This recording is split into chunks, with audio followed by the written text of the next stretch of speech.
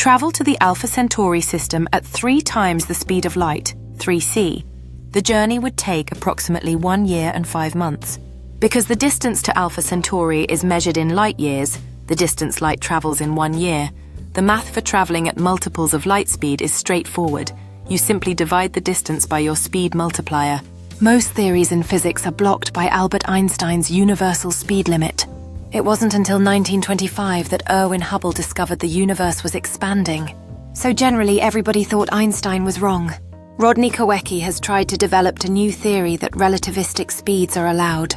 It was hard for him, but he delivered a long-pass equation about energy that he could apply to the expanse theory that was able to calculate how much energy is needed to create the space expansion. He did thus and applied it to physics. In his own words, it led him to warp drive and Alcubierre warp drive theory. But with the new energy equation, Korecki was able to discover what the acceleration speed of space. With his new equation, Korecki discovered a new doorway to why Einstein's speed limit wasn't correct. He discovered that the material speed limit didn't apply to space, just matter. But his mathematic equation for expanse led him to a new problem, that if space was expanding at a specific speed, but accelerating, that his equation would have to include a theory about universe.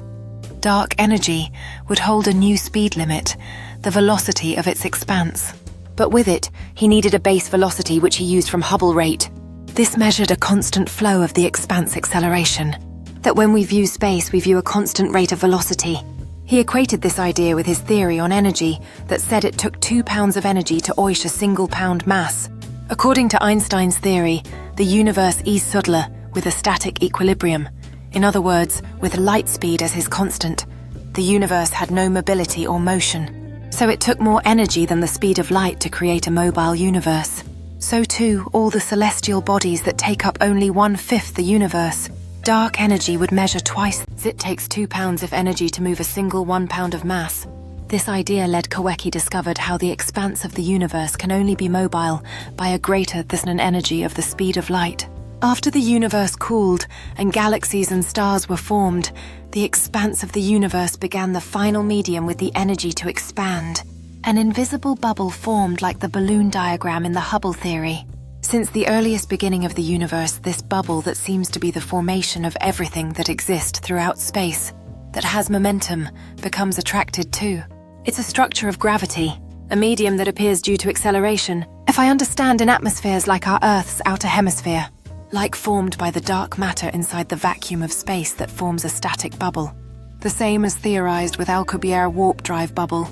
So the universe expanse measures twice light speed at its smallest degree of energy throughout space. A universe that is subtle now, some 14 billion years after IT's birth. This illustrates why Einstein's constant didn't work. It was due to the expanse and momentum amongst the cosmos that not only forms mobility and gravity, but life as we know it. What we do in a subtle, unstatical universe that didn't have motion. In this cosmic dance, the interplay of forces creates the conditions necessary for existence. Without movement, the universe remains silent, devoid of the energy that fuels creation and transformation. The explosion of a supernova illustrates how life emerges from chaos, revealing that even in vast stillness, change is inevitable. In a universe void of motion, the spark of creation lies dormant, waiting for the moment to ignite. As new star systems are born from the remnants of their predecessors, they remind us of the relentless cycle of existence. Each planet holds the promise of life quietly waiting for the right conditions to flourish within the vast silence of space. In these untouched worlds, the potential for life thrives amidst the chaos of the universe.